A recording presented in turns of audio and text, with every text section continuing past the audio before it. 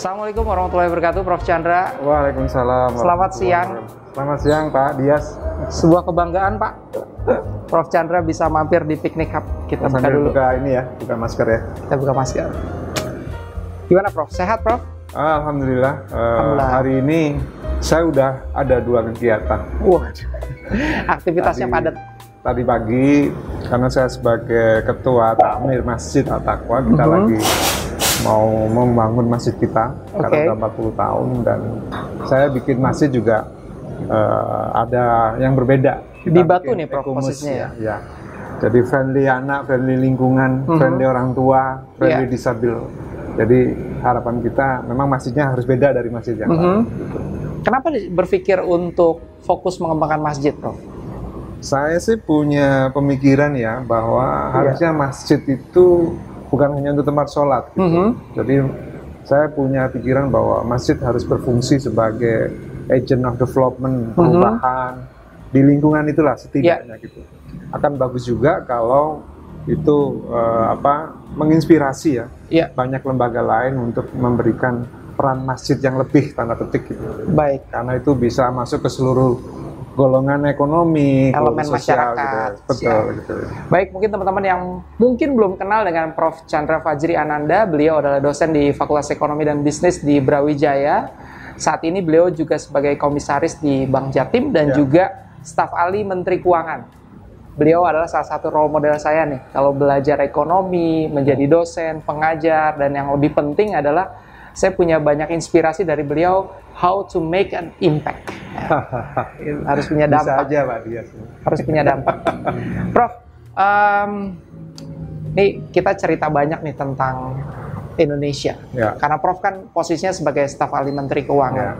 Tentu berat banget menghadapi pandemi di era sekarang, Prof. Kalau boleh diceritakan sebenarnya dampak pandemi terhadap ekonomi Indonesia itu sampai sejauh mana sih, Prof? Makasih ya, Pak Dias. Jadi sebenarnya saya juga senang diundang oleh Pak Dias ini, walaupun salah satu anak didik lah yang menurut saya yang selalu dinamik, ingin sesuatu yang baru. Saya pikir esensi dalam kehidupan modern itu adalah kita harus selalu mencari sesuatu yang baru. Dan sesuatu yang tetap, sesuatu yang tidak ada inovasi, statik. Kita tahu belajar di dalam teori ekonomi itu ada namanya diminishing return itu ya.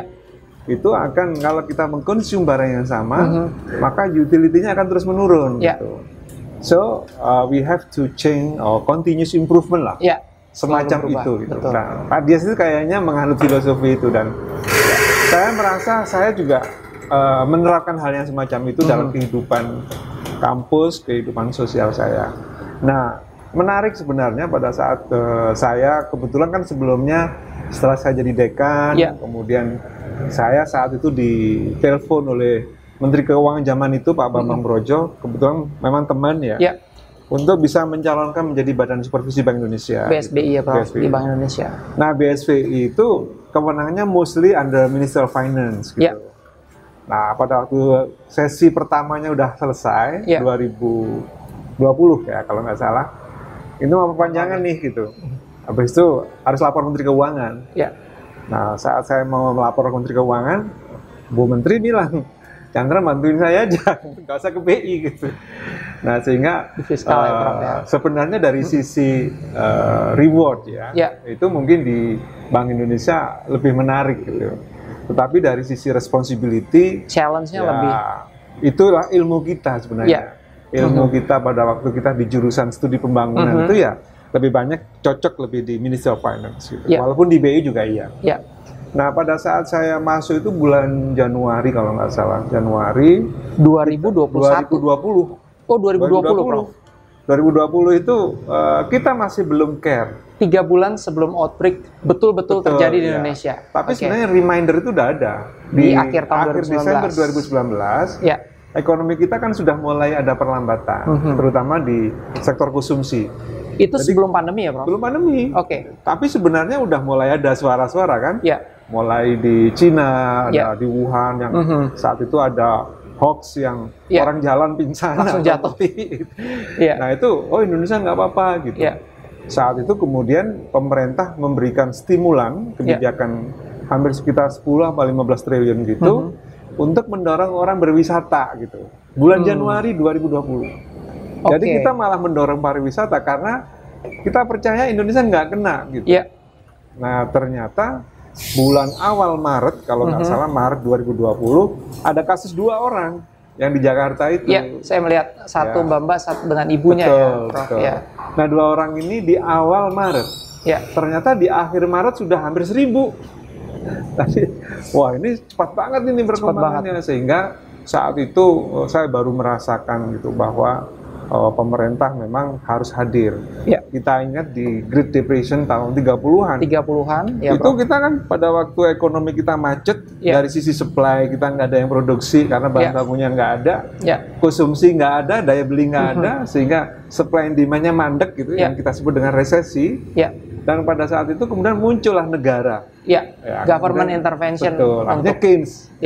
Dari Keynes muncul. Jadi memang dalam situasi krisis itu negara harus hadir. Negaralah yang punya otoritas untuk. Betul. Jadi sekarang kemudian pada waktu awal, kemudian negara harus hadir. Pada saat itu kita terbelenggu oleh aturan sendiri di Undang-Undang Keuangan Negara. Itu tertulis di situ bahwa defisit maksimal itu 3%. Defisit anggaran kita. Government expenditure dibagi dengan PDB kita. PDB kita. Nah itu 3% maksimal, nggak mungkin gitu. Berarti kita harus spend more gitu kan, karena perlindungan kesehatan ini memberikan pelajaran banyak gitu. Kita ternyata belanja kesehatan kita kurang bagus gitu ya, kita baru sadar itu gitu. BPJS kesehatan kita masih bermasalah, gitu kan. Akhirnya kemudian kita berpikir, wah kita berarti harus ada undang-undang di atasnya yang melanggar itu tapi boleh gitu. Jadi satu bisa peraturan pemerintah atau yang kedua membuat perpu gitu. Peraturan pemerintah pengganti undang-undang. Dan regulasi ini dibuat untuk karena pemerintah punya kebijakan khusus dalam konteks anggaran gitu. Iya, karena nggak bisa pasti nggak mungkin 3% defisitnya gitu. Pasti lebih dari 3, bahkan dalam realisasinya kan akhirnya sampai 6,3 atau 6,7% defisit kita. Karena kita harus spend more. Pada saat yang sama, penerimaan pajak kita anjlok. Gitu kan? Sehingga pada saat itu kita hampir tiap hari rapat sampai jam 1, jam 3, dan semua pakai Zoom. Zaman itu Zoom masih bingung kita kan. Jadi saya merasakan suasana batin pada saat itu.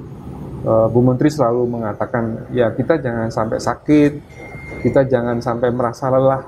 Ini adalah tugas kita untuk negara. Karena pada saat krisis, hanya negara yang tampil. Ini kayak tentara ngadepin musuh besar ya Prof. Nggak ada lagi. Jadi ini memang perang. Namanya perang nggak boleh hitung-hitungan seperti akuntan, dapat kredit gitu kan. Betul Prof. Jadi memang dalam konteks itu kita langsung defisit kita melebihi dari seharusnya. Maka kita berusaha menerbitkan perpu. Nah, perpu 1 yang intinya adalah membolehkan kita melebihi dari 3%. 3%. Jadi itu. Tapi harus berakhir 2023. 23 itu sudah harus balik 3%. Makanya sekarang ini tahapan 2021 kita ada stepping gitu. 2021 defisitnya harus turun dari 6%. Kalau nggak salah sekarang 5,7. Maka tahun depan defisitnya harus 4,5. Nah, 2023 harus 3%. Nah, ini tentu bukan sesuatu yang ringan. Kita ingat 2024 nanti ada pilpres, ada ini gitu. Jadi, politically will be very very dangerous actually. Karena kebijakannya lebih mengarah kepada kebijakan populer, istilahnya seperti itu. Betul ya. Sebenarnya bukan populer, memang setelah saya masuk gitu ya, di BI maupun di Bank Indonesia maupun di Kementerian Keuangan. Itu terlihat ya, kita tidak lagi hanya membahas akademik perspektif gitu. Jadi seringkali kalau saya suruh menganalisis sama Bu Menteri, Pak Chandra itu jangan akademisi aja ya, Pak Chandra ini sudah orang politik juga. Gitu.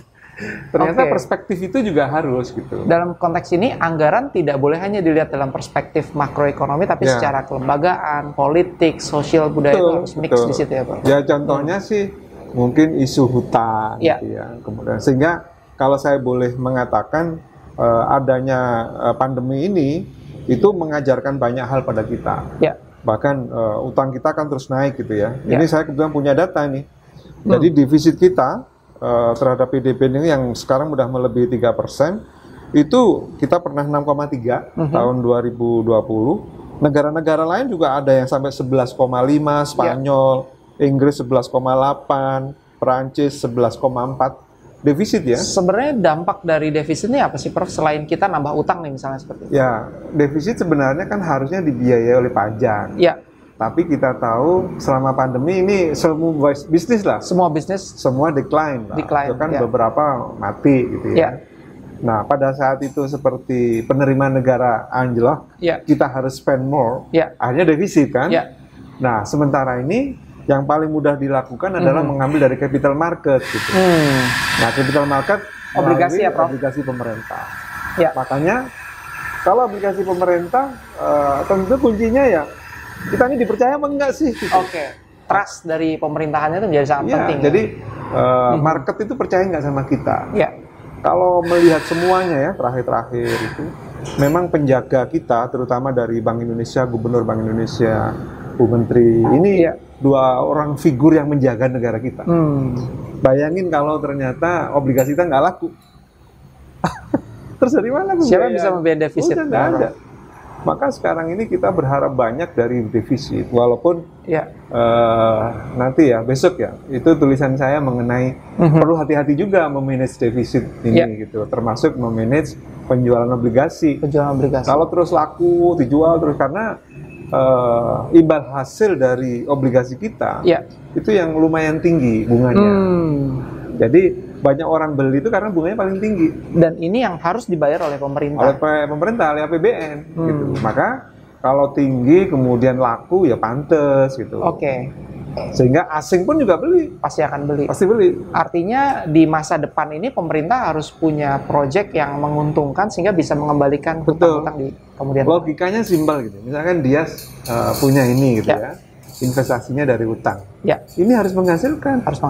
Kalau nggak menghasilkan, bangkrut. Nggak mau bayar utangnya gimana? Negara kita sama, gitu. Prof, kalau melihat kondisi seperti ini di Indonesia, Prof, apa sih yang seharusnya dilakukan oleh pemerintah, Prof? Ya, saya pikir pemerintah sekarang ini ya, ada satu podcast juga ya dari Prof. Emil Salim.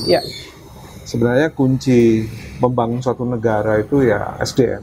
Sumber daya manusia. Human capital. Karena kalau kita perhatikan hoax yang begitu hampir tiap hari kita menemukan itu. Kemudian dari sisi partai kita dengar di koran, di media elektronik seperti itu. Gitu. Kuncinya demokrasi itu adalah SDM yang baik. Nah, sayang kita bukan saya ya, kita ini udah masuk di dalam sistem demokrasi yang harus kita ikuti gitu, whatever itu. Pertanyaannya, siap nggak SDM kita dengan semuanya itu? Gitu. Sehingga kalau kita mau jujur, ideally secara ideal, kalau mau bangun Indonesia ke depan, kuncinya di manusia. Even kita menerbitkan obligasi yang banyak, utang kita nambah naik, tapi kita bisa bayar. Betul. Tapi kalau SDM-nya nggak bagus, who will take the benefit kan gitu.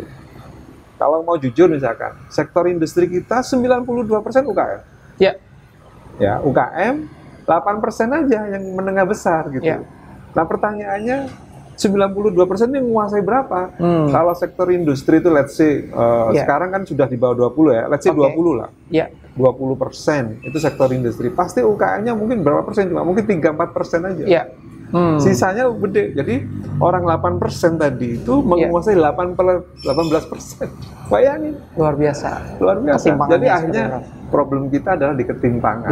Dampak dari kualitas SDM kita yang masih harus kita bangkitkan. Yang masih belum merata. Pendidikan, kesehatan, dan ekonomi ya.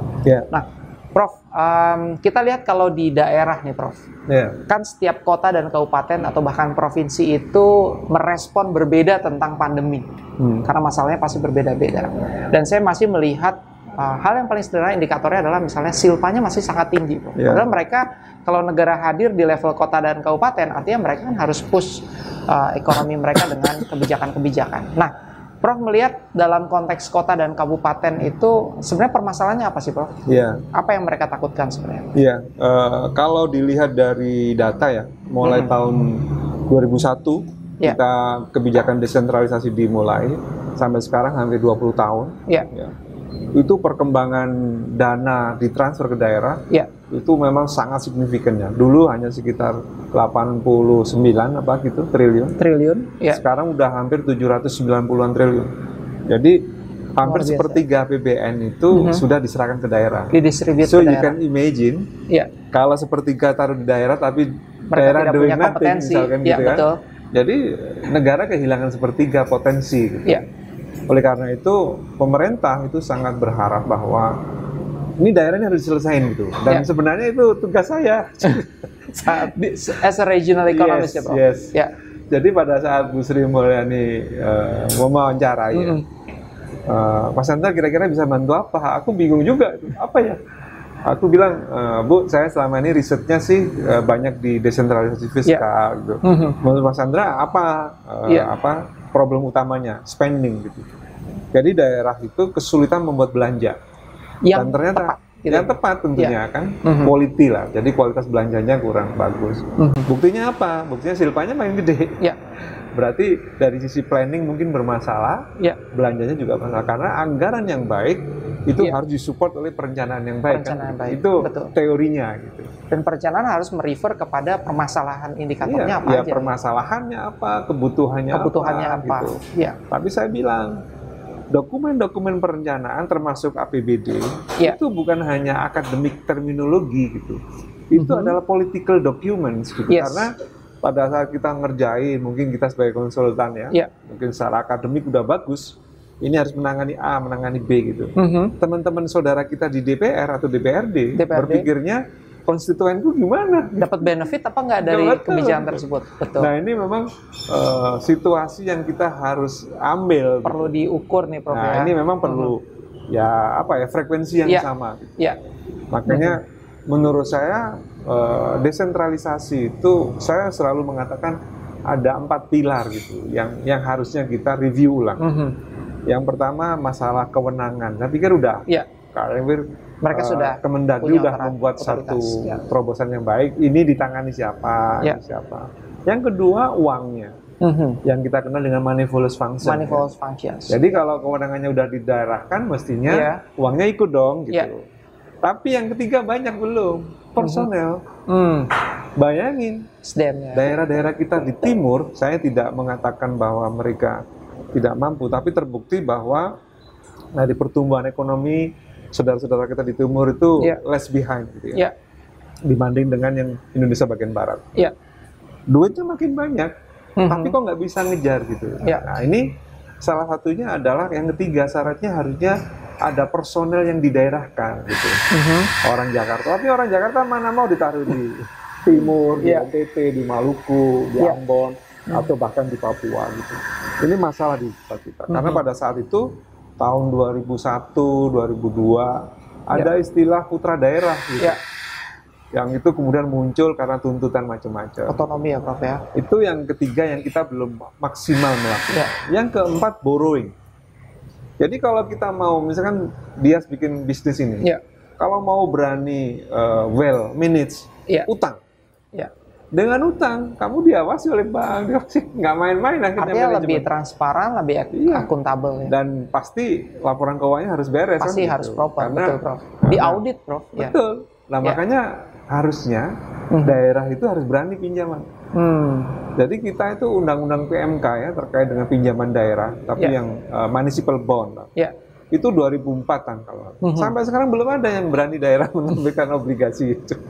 Karena konsekuensinya tadi, dia harus diaudit, setiap bulan dia harus financial report di bursa efek gitu ya. Nah itu kayaknya membutuhkan personel yang beda. Betul, Prof. Jadi saya bahkan mengusulkan ada sertifikasi keuangan daerah gitu. Karena mestinya kepala Dispenda atau Bapenda itu seperti ahli treasury dia. Jadi, ini saya invest di sini, taruh di sini gitu. Sehingga nggak mungkin sarjana akuntansi masuk Pemda gitu. Karena gajinya kan nggak mungkin. Jadi reward system harus berubah gitu. Jadi ini memang PR kita yang sekarang lagi digodok sih di Undang-Undang Hubungan Keuangan Pusat Daerah untuk mereview semuanya tadi. Mereview ini ya. Tapi istilahnya hal positifnya mereka harus terbuka, akuntabilitasnya harus lebih baik dan lain-lain. Betul. Nah, itu problemnya. Kalau kita lihat di kota dan kabupaten dalam konteks pemulihan ekonomi, sudah sejauh mana sih mereka mengoptimalkan itu, Prof? Jadi pandemi ini mengajarkan kita banyak hal ya. Jadi kemampuan atau respon kita terhadap perubahan. Ada beberapa daerah saya perhatikan, saya pernah mengunjungi Banyuwangi gitu ya. Pada saat itu kan orang bingung, nggak berani ke hotel, nggak berani ini. Terus Banyuwangi dengan self inisiatif bikin sertifikasi gitu, yang ditandatangani oleh bupati gitu ya. Kalau nggak salah Kota Malang meniru hal yang sama gitu. Bahkan warna sertifikatnya sama. Saya cek loh sama dengan Banyuwangi gitu. Tapi itu adalah inisiatif yang bagus untuk convince ya feel secure. Orang feel secure gitu. Yang itu yang mikir kenapa nggak dilakukan di daerah lain ya gitu. Nah ini ternyata di teori desentralisasi yang saya pelajari, desentralisasi itu akan make champion gitu. Ada daerah-daerah ada champion-champion yang karena dia punya inisiatif yang bagus, inovasi dan lain-lain. Manajemen pengelolaan, tanda petik politik daerahnya jalan lebih gitu. Harmonis. Tapi ada daerah yang gagal kan, ribet aja DPRD-nya bertengkar sama kepala daerah gitu. Kasus Jember kan begitu. Akhirnya nggak terjadi apa-apa di sana. Jadi dan itu perlu dibangun ya, Prof. Seperti itulah. Gitu. Harmonisasinya. Konteksnya kalau UMKM, Prof. Nah, beberapa daerah ini kan fokus kepada UMKM. Nah, sejauh mana nih, Prof? Pemerintah kota dan kabupaten harus mengoptimalkan peran UMKM. Saya selalu berpikir ya bahwa kekuatan ekonomi Indonesia itu di UMKM itu. Gitu. Ekonomi UMKM. Sayangnya ya UMKM itu rentan. Jadi rentan. Pertama ya rentan kompetisi, dia masih perlu perlindungan. Mulai dari bahan baku, digoyang bahan bakunya hilang aja udah bingung mereka udah gitu. Kalau financing saya pikir sangat kuat gitu. Sudah banyak pemerintah itu menyediakan KUR. Kemudian itu kreditnya sangat murah sekali. Termasuk juga memberikan subsidi macam-macam, pajak yang 0,5 boleh nggak dibayar dan seterusnya gitu. Tapi problemnya selain dari sisi supply tadi, bahan baku nggak bisa jamin gitu ya. Termasuk standarisasi keahlian di level UKM. Betul. Mungkin kayak di Pak Dias gini, standarisasinya barista mungkin sudah. Gitu. Sudah ada itu. Tapi yang lain, tidak semua kafe begitu. Standar kopinya berapa. Betul gitu. Nah ini standarisasi produk di UMKM kita lemah. Selain ada salah satu UMKM yang saya tahu, Banyuwangi juga, mebel ya. Furniture itu pesen 1 kontainer, bisa dia. Di periode berikutnya nggak ada lagi. Jadi menjaga kualitas itu harus konsisten. Nah ini yang mungkin pemerintah harus tidak hanya UMKM-nya. Yang ketiga problemnya di UMKM saya pikir market ya. Jadi market kita ini karena satu, ya itu tadi ini laku jualan ini semuanya jualan ini. Kayak Malang itu nggak tahu saya kafenya udah berapa gitu. Dan tiap hari selalu ada yang baru, Prof. Nah, kompetisi juga dihitung berapa yang mati gitu ya. Berapa yang mati, betul. Jadi itu untuk melihat kompetisinya seberapa ketat gitu. Dan saya pikir pendekatan-pendekatan baru di dalam pengelolaan kafe menjadi sangat krusial ya. Untuk dia bisa survive gitu. Jadi memang di level UMKM menurut saya lebih complicated gitu ya. Dan saya pikir kita perlu, pemerintah sih saya pikir tidak perlu cawe-cawe secara langsung, tapi masih perlindungan gitu. Termasuk juga yang ini saya lagi bikin tulisan untuk Radar Malang ini, masalah halal. Itu juga make sure bahwa makanan yang kita makan, kita minum, ini halal. Karena majority kita adalah orang Islam. Selain memang majority Islam, yang non-Muslim pun diuntungkan kalau barang itu halal, karena pasti baik dan sehat. Nah ini yang kemarin saya dorong lagi supaya Pak Wali atau Malang Raya lah ya, itu mengkhususkan ini adalah wilayah wisata halal nih gitu, supaya ya itu tadi kita perlu champion baru nih gitu, selain Banyuwangi gitu. Apa kekasannya? Terima kasih banyak. Thank you Mas ya. Ini salah satu menu kita di Piknik Hub. Perlu dicoba ini. Homemade strawberry jam. Siap. Terima kasih Mas Fikri. Nah. Sekarang kita lanjut diskusi nih, Prof, tentang perguruan tinggi, tentang kampus. Karena di Malang ini kan juga potensial kampusnya luar biasa. Dan tentu saja selain punya dampak secara ekonomi nih, multiplier, Prof, tapi juga punya dampak terhadap human capital development, riset, dan lain-lain.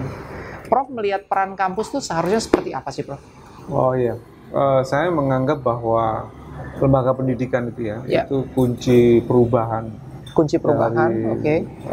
Suatu bangsa lah. Kita masih ingat ya para founding fathers kita, Profesor atau Insinyur Soekarno, misalkan, atau Hatta gitu ya. Mereka berdua adalah orang-orang yang terdidik gitu. Bahkan Bung Karno itu bisa berapa bahasa tuh? Itu nggak mungkin kalau nggak sekolah yang benar gitu. Kita bandingkan dengan politikus kita saat ini gitu, yang seperti itu ya. Bagaimana Pak Rum, hampir semuanya adalah orang-orang yang well educated gitu.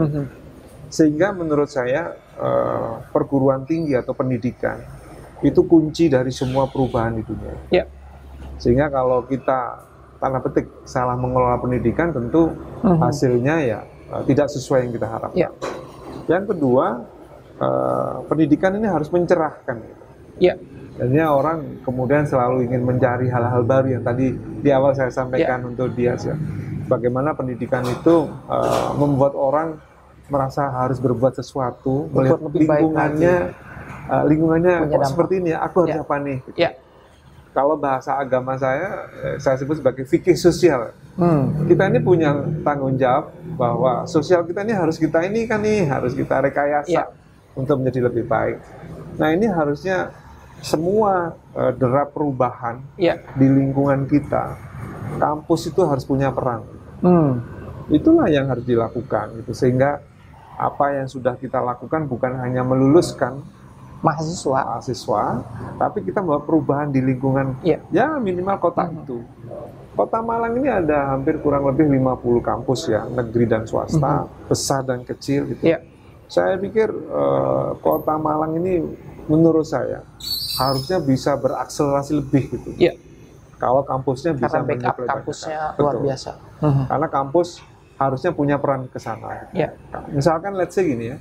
Saya dulu pada waktu jadi dekan tuh pingin juga punya jurusan di S2 itu belajar untuk menjadi event organizer, olahraga, karena sport management kita kan banyak nih gitu, ada lari, ada sepak bola, ada.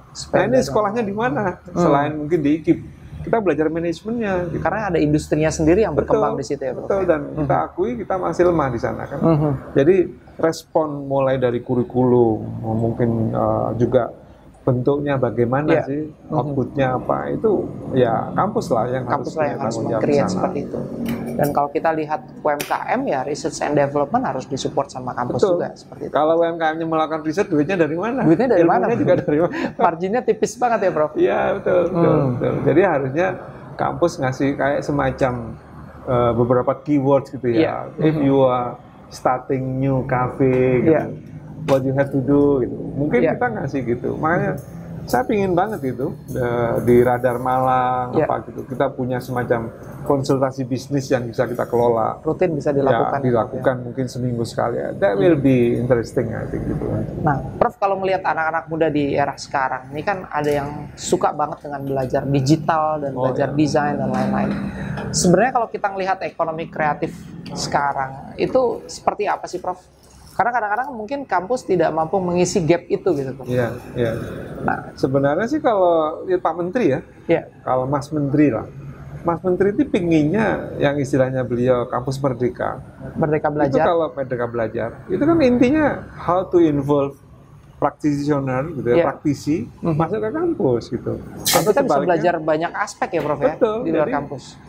Kadang-kadang kan kita ini mau berubah banyak hal, metode juga berubah dengan adanya Zoom gitu kan. Kita nanti lupa gitu menyiapkan peralatannya gitu. Let's say gini, kita ini ngajar Zoom atau pakai Google Meet gitu ya. Evaluasinya kan nggak mungkin seperti zaman dulu. Evaluasinya harusnya beda. Benar. Tapi kampus kan tidak merespon itu gitu. Gimana mengevaluasinya, kehadiran aja gitu. Whether maybe only 10 atau 20 minutes in Zoom and then finish gitu ya. Kita belum pernah mengevaluasi itu, Bro. Nggak ada gitu. Dan sekarang muncul yang namanya Zoom fatigue gitu, Bro. Ngelihat Zoom tuh udah bosan. Ada bosan gitu, Bro. Betul itu. Itu kita tidak pernah mengevaluasi itu. Sepakat banget ya, Prof. Ya, yang jelas pandemi ini tadi yang aku bilang telah memberikan pelajaran banyak ya. Ekonomi pun secara umum kita menyebutnya sebagai less distant economic gitu. Less distance economy. Jadi ekonomi yang memang harus ada jarak gitu. Sehingga kemudian menerjemahkannya menjadi digital economy. Everything should be digital. Nah, di dalam teaching, learning dan macam-macam itu juga harus berubah gitu. Nah, mestinya juga ada stepping ya, ada perubahan kontrolnya gimana, quality itu gimana, monitoring gimana. Karena kita nggak mau, ada yang mengatakan Indonesia akan mengalami lost generation gitu, karena anak-anak SD diajarkan dengan cara seperti itu. Kalau kita mau mendalami sedikit anak-anak ini SD itu bukan masalah matematikanya, di situ kita tanamkan masalah etika. Nah, etika paling gampang itu contoh gitu. Jadi harus offline. Betul. Hybrid. Tapi ini kita semua jadi online. Jadi kita nggak bisa bayangin bagaimana anak-anak yang di era 2021 ya. Itu ya moga-moga lah ada yang catch up gitu ya. Mudah-mudahan semester depan sudah mulai moga-moga bisa kebuka. Sekolah gitu. Ya, Bro. Makanya saya pikir dalam hal ini kampus harus memformulasikan itu semua. Kita nggak bisa hanya diam saja. Ini memang perlu ada riset juga terkait dengan gimana sih achievementnya ini gitu. Penguasaan ilmu, apalagi yang berbau teknik ya, yang harus lab, yang harus ini. Saya worry juga itu. Nanti alumninya gimana gitu. Mereka nggak bisa hal teknis lagi gitu. Nah itu ya, jadi itu memang ya situasi yang memang harus kita hadapi gitu. Tapi saya pikir kampus perlu berdiri tegak untuk membawa perubahan ini makin smooth gitu, bukan kemudian pasrah, kemudian let semua perubahan ya udah apa aja yang terjadi lah gitu. Saya pikir kita perlu bangun itu. Gitu. Ini saya banyak belajar nih, Prof. Perjalanan saya menjadi seorang dosen dan termasuk bagaimana Prof. Chandra menginspirasi saya juga menjadi staf pengajar gitu, Prof. Dari awal saya menjadi dosen, sampai sekarang lihat perkembangan dan melihat posisi Prof pada saat dulu sampai sekarang. Dulu sempat di USAID, di NGO di US, kemudian jadi komisaris Bank Jatim, Badan Supervisi Bank Indonesia, Menteri Keuangan. Karirnya insya Allah naik terus gitu, Prof. Sebenarnya apa sih pelajaran penting, Prof, untuk membangun sebuah karir nih? Mungkin buat teman-teman yang fresh graduate, mereka harus berjenjang seperti apa? Apa sih sebenarnya kunci suksesnya? Aku nggak ngerti ya. Kenapa juga nasib saya jadi seperti ini gitu. Karena saya juga nggak pernah ngelamar gitu. Tapi ada satu prinsip. Pernah saya ini berdiskusi sama teman dekat saya. Oh, thank you, Vic. Thank you, Mas. Kita ngobrol gitu. Chan, kamu pinginnya masa depanmu gimana gitu. Temanku adalah tipikal orang yang semua harus ada planningnya gitu. Umur 30 sudah nikah, sudah punya rumah, punya anak gitu.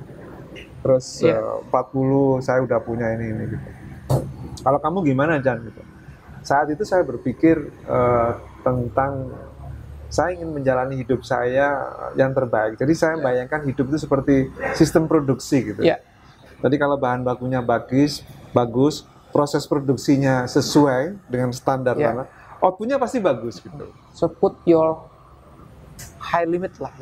Pokoknya kita lakukan terbaik yang bisa kita lakukan. Do your best, Sehingga saya mungkin pernah aku bilang sama dia, motonya apa, Prof gitu. Ya udah kita lakukan yang terbaik, sisanya terserah yang di atas gitu. Nah itu sebenarnya guyonan yang saya terapkan benar dalam hidup saya gitu. Saya nggak pernah punya, aku pingin gini gitu. Jadi kayak di BSBI, tahu-tahu Pak Bambang gitu ya minta, yang komisaris di Bank Jatim itu tahu-tahu Pak Dekarwo telepon gitu. Terus dekan dulu juga sama kan, dekan dulu yang minta itu teman-teman senior manajemen yang minta saya maju gitu, dan saya melawan kekuatan politik yang sangat kuat in that time gitu ya. Dan saya pikir saya tipenya seperti itu loh gitu. Jadi lakukan yang terbaik yang bisa kita lakukan dan buat manfaat sebanyak-banyaknya sama orang lain. Put your best effort dan manfaat. Saya pikir itu aja. Jangan bikin banyak musuh gitu. Bikin banyak teman gitu. Banyak teman ya, Prof. Banyak teman. Nah, dulu kan sempat sekolah di Jerman, Prof. S2, S3 dan juga luar biasa aktivitasnya. Dulu sempat jadi ketua pengajian juga, Prof, ya. Se-Eropa ya, Prof. Kalau saya nggak salah. Pasti ada hal yang membuat apa ya, rendah diri, malu sebagai orang Asia, apalagi orang Indonesia ketika kuliah di sana. Dulu gimana sih Prof pengalamannya Prof? Ya memang apa ya? Jadi dulu saya bukan ketuanya lah, saya sekretarisnya. Kebetulan ketuanya itu orang Indonesia yang sekolah di Saudi, orang Kediri gitu. Nah beliau ingin punya sekretaris yang sama-sama Jawa Timur, hanya saya yang diajak gitu. Walaupun itu juga terganggu saya karena harus ke Frankfurt, pindah state ya Prof? Ke Mannheim. Ya itu kan perjalanan. Aku ini di sini sekolah, bukan jalan-jalan ya Prof. Tapi ternyata itu juga pengalaman yang menarik. Ya, karena saya jadi ketemu teman-teman dari Sudan, dari Saudi, dari Mesir, gitu ya. Jadi rendah diri sih enggak gitu. Cuma saat itu saya baru sadar bahwa oh bangsa Arab itu begini gitu. Sehingga saya menyikapi konflik Arab pun jadi paham gitu. Memang satu bangsa yang sangat kuat ya, kesukuannya sangat kuat. Jadi orang-orang Palestina itu merasa paling pinter. Orang-orang Mesir itu merasa dia bangsa yang banyak nabinya juga gitu. Termasuk teman-teman atau saudara kita yang dari Palestina, Israel, itu mereka merasa ini Saudi merasa yang paling kaya gitu. Jadi nggak pernah ketemu nih mereka ini. Di antara mereka juga saya berteman baik sama mereka semua gitu. Sehingga zaman-zaman itu ya saya menikmati banget gitu. Tapi kalau saya kan kita belajarnya sama ya. Bukunya mikro makro ekonomi sama, sedunia pun sama gitu. Saya mengatakan ke diri saya belajar hidup sekolah di Jerman itu gitu. Ngurusin orang-orang Arab itu juga saya jadi ketua takmir juga di sana. Sampai beli gedungnya gitu ya. Kamar saya banyak karpet dulu, kos-kosan. Karena tiap Jumat saya harus ngangkut itu ke lokasi itu dan saya melakukan dengan seneng gitu karena ya apalagi kegiatannya di sana gitu kan. Jadi saya pikir apa yang saya alami di Jerman dulu itu ya saya banyak belajar hidup lah. Jadi kadang-kadang kamu di Jerman sekolah apa ya, belajar hidup kayaknya gitu. Karena bukunya sama gitu. Cuma mungkin berbahasa Jerman gitu. Dan alhamdulillah saya masih aktif berbahasa Jerman dan setelah lulus itu banyak sampai masih tahun lalu saya masih kerja sama beberapa lembaga NGO ya dari Jerman, GBZ gitu yang nggak bantu beberapa hal gitu. Jadi saya pikir ya itu pengalaman yang membawa mungkin hidup saya seperti sekarang gitu. Artinya sekolah di luar negeri nggak hanya ngajar ilmunya tapi juga networking dan banyak hal-hal yang bisa kita dapat di sana ya. Betul. Recommended nggak sih Prof untuk sekolah di Jerman? Mungkin ada teman-teman dosen-dosen baru yang pengen sekolah ke sana. Kalau saya ya, kalau dari sisi jaringan alumni ya, itu mungkin saya bisa rekomendasi lebih baik sekolahnya di Jerman gitu. Karena setelah kita pulang dari Jerman, itu dianggap kita belum punya kerjaan. Itu masih dikasih uang bulanan. Sampai 1 tahun. Plus dikasih perlengkapan untuk kita bisa kerja. Kalau ngajar, komputer, dikasih laptop, dikasih LCD gitu. Nah saya dulu dikasih uang gitu, kasih LCD, terus setiap tahun kita boleh beli buku apapun, 2 buku gitu setiap tahun. Wah luar biasa. Jadi, Prof. Saya pikir nggak ada lagi tuh pemberi beasiswa seperti Jerman. Gitu. Jadi akhirnya kalau bahasa Jermannya itu Jerman seperti Zweite Heimat gitu. Apa itu? Tanah air kedua. Tanah air kedua. Jadi kayak kalau saya ke Jerman ya seperti ini ya ini tanah air saya gitu karena kedekatan itu. Dan kalau di pandemi Prof, mungkin update apa yang terjadi pandemi di Jerman sekarang? Sama. Jadi pandeminya mungkin lebih tegas dari kita ya. Jadi di sana lockdown-nya itu betul-betul sadis ya. Jadi ada denda juga gitu. Dan Jerman kan memproduksi vaksin sendiri. Sehingga mereka lebih tanda petik ya. Lebih bagus penanganannya. Sehingga mereka udah mulai boleh ini kan, mulai boleh traveling, kemudian sepak bola udah mulai dibuka. Sudah mulai dibuka, ya. Wah, jadi ya kita merindukan itu gitu. Memang tidak hanya pemerintah ya, tapi sekali lagi juga ya penduduk juga perlu itu. Ini juga Tokyo kan juga sama, semua pandemi gitu. Tapi penanganannya yang beda dengan kita. Gitu. Jadi disiplin dan macam-macam. Karena Tokyo itu 90% penduduknya kan kereta. Bayangin kalau memang ada pandemi, nggak bisa kerja. Mereka nggak bisa kerja. Iya. Dan transportasinya lumpuh total. Dan sekarang sudah mulai. Sekarang udah mulai. Jadi ini memang ya pandemi untuk semuanya ya, bukan hanya untuk pengusaha. Ya. Masyarakat juga ini. Makanya saya pikir pemerintah dengan ekonomi lebih mulai pulih gitu ya. Itu istilahnya itu kalau kita kan berharap U-shape gini. Iya. Setelah kita turun baru naik. Kita bisa naik lagi, Bro. Tapi ternyata naiknya ini tergantung vaksinasi. Oh. Jadi kalau yang gagal vaksinasinya jadi turun lagi. Jadi hurufnya huruf K, tidak lagi V gitu ya. Jadi ada yang naik karena vaksinasinya bagus. Ada yang turun. Dan terjadi di Indonesia kan. Beberapa provinsi gagal di dalam penanganan COVID gitu. Naik terus gitu. Bahkan sekarang Jawa Tengah udah naik lagi gitu ya. Kita 30 kali lipat sudah vaksin ya, Prof ya. Ya mungkin vaksinasinya tidak efektif gitu. Oke. Jadi mungkin distribusi gitu. Karena ngomong vaksin ini bukan hanya vaksinnya ada apa enggak. Setelah ada, distribusinya juga masalah nih gitu. Perlu pendingin, perlu keamanan dan macam-macam. Jadi bisa jadi mungkin masalahnya di sana. Dan siapa yang diprioritaskan setelah seperti itu. Betul. Wah, mudah-mudahan pandemi segera berakhir, Prof. Ya. Prof, terima kasih sekali. Ini diskusinya, tapi boleh dicoba dulu, Prof. Ini yang strawberry jam dan ini V60 dari barista kita Fikri. Enak banget ya. Ini Pantan Musara, Prof. Oh, Pantan Musara. Pantan Musara. Yang ada ininya ya, madunya ya. Ada black honey-nya, ya, betul. Ya? Sumatera Aceh Gayo black honey mix varietals dari 1400 di atas ketinggian laut. Wah, luar biasa nih, Prof. Ya. Yang roasting Mas Bayu dari Fans Family, kolaborasinya dari Piknik Hub. Ya, ini saya pikir saya balah bayangkan itu bikin barista di pondok pesantren ya, Prof ya. Nanti karena sekarang saya lagi banyak bantu beberapa pesantren ya untuk merekayasa kurikulumnya lah, supaya mereka lebih paham terhadap tantangan yang akan dihadapi. Dan saya juga berharap juga kampus-kampus sudah harus mulai berbenah nih. Nggak mungkin lagi kurikulumnya seperti yang selama ini ada ya. Saya lagi mikir juga gitu, misalkan mungkin nggak ya kalau karena di PPM Prasetya Mulia itu atau BINUS tesis S2 itu sudah bukan lagi hanya lembaran-lembaran kertas itu, tapi langsung aplikasi produk ya, Prof. Produk gitu. Berani nggak kita masuk ke situ? Jadi itu memang sekarang ini berpacu. Ya nanti kita lihat dan moga-moga saja sih Brawijaya secepatnya jadi PTNBH. Dengan menjadi PTNBH itu ada keleluasaan. Ada untuk kita berinovasi gitu ya, dan memang menjadi publicly audited. Gitu. Jadi memang pertanggungjawabannya harus bagus, konsekuensinya ya organisasinya harus sehat gitu kan.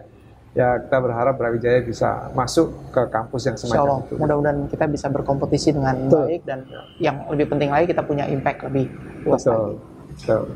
Sehat selalu nih, Prof. Terima kasih banyak atas diskusinya. Mudah-mudahan selalu diberikan kelancaran, kemudahan, dan selalu siap berkolaborasi nih, Prof. Oh, siap. Ya, yang penting kita sehat semua. Apalagi pandemi ini nggak pilih-pilih ya. Semuanya yang tua dulu apa yang muda dulu nggak ada. Iya, Prof. Ada jadi yang tua dulu saya. Jadi kayaknya pandemi ini mengajarkan banyak hal. Salah satunya ya kita memang harus hidup sehat. Ya makan yang bagus, olahraga, dan hidup yang sehat. Oke, terima kasih untuk kesempatannya. Terima kasih banyak, Prof. Chandra. Salam dari kami dari Piknik Hub. Mudah-mudahan podcast ini juga bisa menginspirasi dan memberikan manfaat buat teman-teman semua. Saya tutup. Terima kasih. Assalamualaikum warahmatullahi wabarakatuh. Waalaikumsalam warahmatullahi wabarakatuh. Terima kasih banyak, Prof.